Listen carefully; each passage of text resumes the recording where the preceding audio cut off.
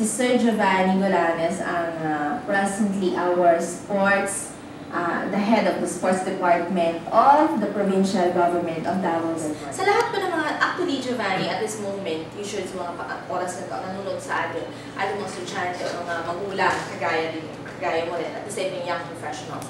We would like to stress out, nandito po, we'd like to inspire people, not only parents, not only dads and moms, but also the kids, you know, yung young generation natin ngayon, who are, you know, having the time of their life. Diba kasi ang mga bata ngayon, parang, diba?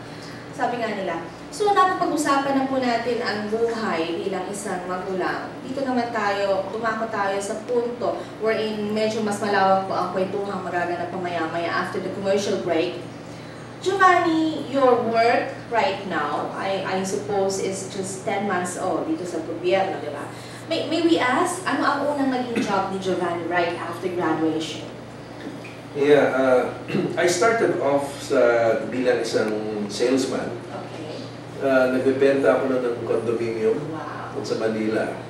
Yeah, noong 1998, umpisa ako magtrabaho sa gobyerno. I was with the board member Soweto then lumipat ako sa governor's office. Oh. And then, right then, hawak ko na yung binigay na sa akin ni Gob yung Youth and Sports Development. Kaya lang, nag-aral ako sa Davao. Then I was absorbed as one of the faculty members ng isang eskwelahan. So you've been an educator also? Oo, pero it was a short stint, mga 2 years lang.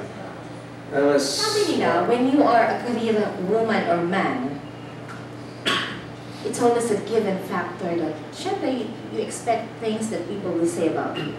So let me ask you, Giovanni, what was the best thing said about you simula nang ikaw nagtrabaho?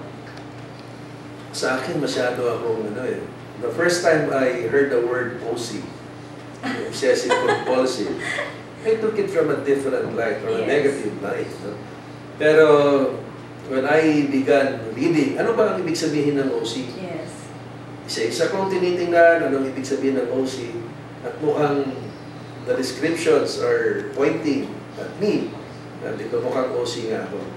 Pero OC in the sense na given a work, masyadong attention to details, minsan nagma-micromanage ako. Of course, the challenge is you micromanage without losing track dun sa forward perspective. Tama.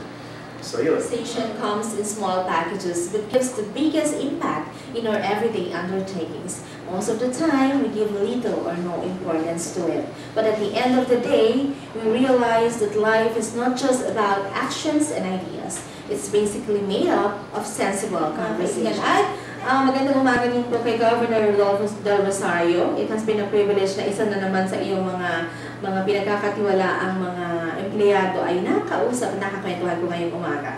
Muli, this is Conversations with Pam and I am your host, Pamela Gibangat Perales. Stay glued to STV Channel 10.